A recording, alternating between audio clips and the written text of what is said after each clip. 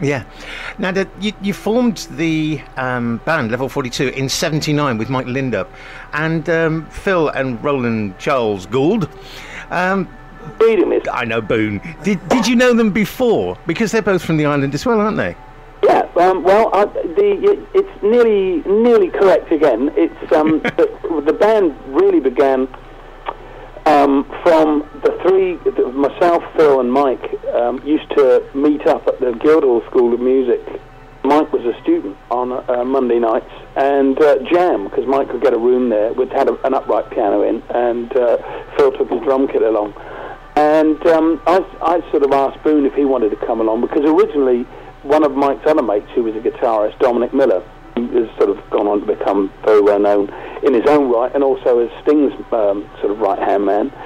But Dom, anybody who knows Dom will know that rehearsals he just didn't do rehearsals, so he never showed up. And so I invited Boone to come along, and Boone and Phil I had made mates with on the island. So I've known them since I was 14 years old. We used to play in bands here on the island together. And that was really the start of it. Of course, we were just getting together as four mates, jamming around, sort of knocking ideas about, talking about, really about how great it was all going to be when our shit comes in and the bands that we, will all finally form will get going. In the meantime, we'll just sort of hang out. It didn't occur to us that, in fact, this was the band. How amazing! Now, one of the first gigs you did, as I understand it, was in a club in Ryde, and there you got picked up by the head of a small independent record label, which was Elite Records, and signed almost straight away. Well, we were lucky enough to have a guy, Boone and Phil's older brother, John Gould, was working at MCA Records, and there was an act that had a single out halfway through 1979 that did very well in the clubs, called Dancing It Out of Space. By a band called Atmosphere, and yeah. Andy Soiker was kind of the head guy behind, or was the brains behind this particular project. And Andy was, he had his own record store in North London called All Ears Music, and he used to supply the DJs around London at the time with all these white labels and sort of rare one-offs that he was getting in from the States. And he was quite an entrepreneur, and he came along and heard us rehearsing, and liked one of the tracks we did, which went on to become Love Meeting Love, our first single. Oh, I love that. And it just happened to be that I was playing bass on that one, and that's when, that's sort of kind of how I got lumbered with playing the bass in the band, as much as anything. And it was Andy's kind of foresight that said, look, if you can get somebody to sing this and come up with some lyrics, I'll record it for you. And so the idea of actually going and getting somebody else, because at this time nobody was singing in the band. We were playing all instrumentals, and our set list was things like Funky Idea Number 1 and jammy session Latiny Idea Number 3 and that sort of thing. And it was Andy that said, look, get someone to sing it and write some lyrics. And of course we went away, and because I'd come up with it was my riff, so to speak. I sort of came up with a melody, and Boone wrote lyrics. We just happened to be crashing in the same dump of a house in Walthamstow at the time, and we went back a couple of weeks later and he said, look, we got this, what do you think? And he took us straight to the studio. We recorded that, and it became a sort of an underground hit, really, because there was this ready-made audience. They all thought that this was some band from the States coming in, some sort of raw New York outfit, which of course it wasn't. It was a pretty naive Isle of Wight outfit, but it did very well for us, because of for guys like John Peel would pick up on it, and he made it sort of as one of his top 10 singles of that year, 1980, on his sort of yearly roundup. And these pirate stations like Radio Caroline were power playing it,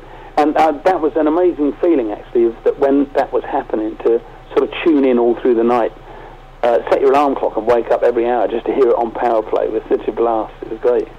Yeah, I was a DJ in Birmingham at the time, and I remember actually being sent a white label copy of it and just being blown away. It was an Isle of Wight band. Yeah.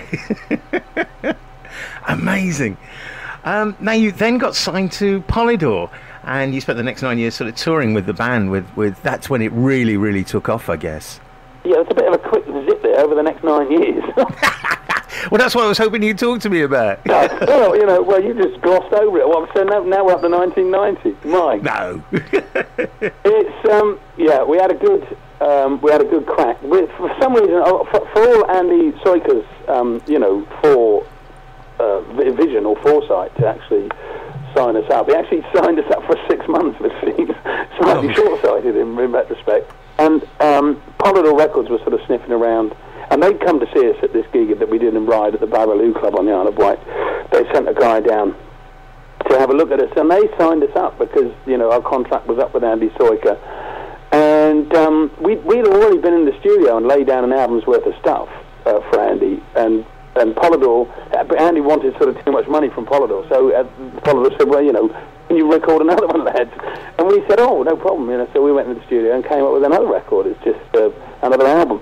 It didn't sort of seem to us nowadays. The thoughts of doing that, you just think, my God, it's going to take ages to do. But then you're all kids enough and running, so you just go in and make it up as you go along.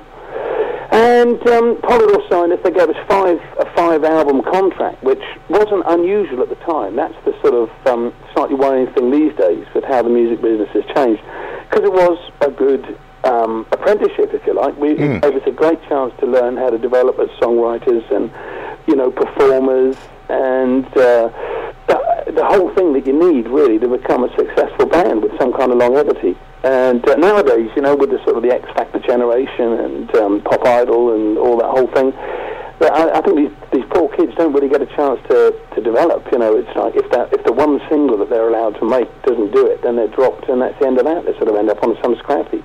Maybe Andy Warhol's "Everyone Will Be Famous for 15 Minutes," thing has come frighteningly true. But yes, we had a better opportunity, and by the time we got round to 1985, which is at the end of this 5-year contract, we were writing songs, such as "Something About You" and "Leaving Me Now" and "Lessons in Love" and "Running in the Family." We'd sort of learned the lessons well, really, and we're having international hits.